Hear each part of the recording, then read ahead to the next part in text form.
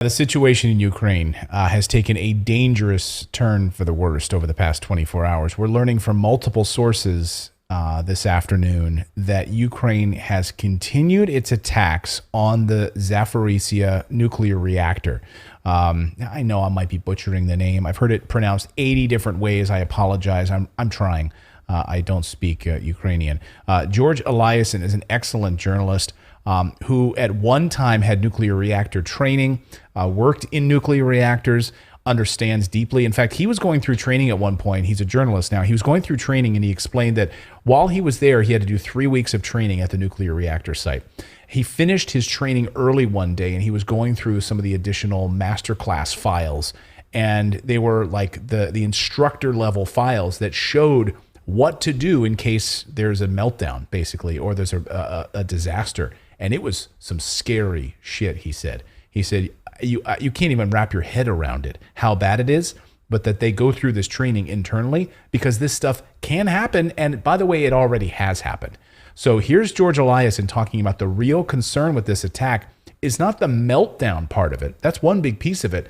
But what they're targeting right now is the cooling system, which is a huge problem. Listen. The Russian army has control of the plant and that they're protecting the plant. And yes, any damage to the plant is coming from Ukraine. Ukraine is shelling the nuclear power plant as well as sending suicide drones. And this is very dangerous. They've taken out the power lines that go to the cooling system. They've taken out the power lines that go to the cooling system. And the reason that that's a major problem is because the cooling system and the pipes that carry that steam, and what happens when those pipes are basically broken open, there's superheated steam that will escape with contaminated water that will kill thousands of people instantly. And then over the next 24 hours, tens of thousands of people. So it's not even the radiation piece of it. It's the contaminated water, superheated steam as a result of those coolant systems being knocked offline. Now, that is a much harder threat to sort of anticipate or react to than what we talked about yesterday, what Dr. John Campbell says is a nuclear cloud, right? At the very least, you can protect yourself from that. You can see it coming. There are things that you can do. But a seeping of radioactive material would be something that would be much harder to prevent and to prevent damage from. Right. And as you look at these attacks on these buildings here, you can see, we have video of this where you can see these are the latest drone attacks by the Ukrainian army against this. These are just some of the piping that's been hit by different mortar fire. Some of this, here on the roof deck as well. All around the different attacks on this building. You can keep playing this here. You can see shells that have been landing nearby and the trajectory clearly coming from the Ukrainian side. But of course, this is the major issue, right? They don't want inspectors there to look at this because they would clearly see the trajectory and where they came from, which is they came from the Ukrainian side. And so the UN this afternoon issued a nuclear appeal to Russia and Ukraine. They weren't playing sort of favorites here. But Moscow and Kiev have to establish a safe perimeter of demilitarization around the Zaporizhzhia power plant, Antonio Guterres has said. So let's listen to the UN Secretary General, what he had to say about this dangerous game that they're playing with this nuclear power plant. Listen. And I hope that those attacks will end. And at the same time, I hope that the IAEA will be able to have access to the plant and to exercise its mandate competence. Now, the IAEA, this International Atomic Energy Agency, has said that it would actually like to come in and inspect. In fact, the chief has interrupted his vacation to attend a UN Security Council meeting at Russia's request. So Russia continues to say, yes, please come and take a look at this, right? So it's not like, hey, you kids don't play up there. That's dangerous. Russia is saying, we know we're not playing. Come take a look, right? Moscow continues to accuse Ukraine of attacking this power plant. And meanwhile, Russia's envoy to the IAEA, Mikhail Ulyanov, warns that if the facility were to be damaged, the the fallout could be truly devastating. Bombs exploded near the spent fuel storage facility just 200 meters from the operating nuclear reactor.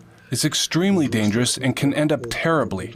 Our military assesses that in case of a major accident at the plant, the area of radioactive contamination will be up to 5,500 square kilometers. It can spread to more than 400 kilometers long. Most of Ukraine will be harmed, as well as Donbass, parts of Russia, and all of the Black Sea countries. We need to do everything to prevent a catastrophe. Ukraine puts the blame for these attacks on Moscow. Of course, that's nonsense.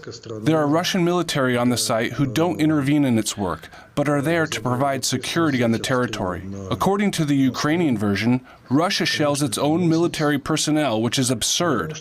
I think the shellings are the result of irresponsibility and adventurism. This is a very dangerous policy for Ukraine itself, as well as for its people.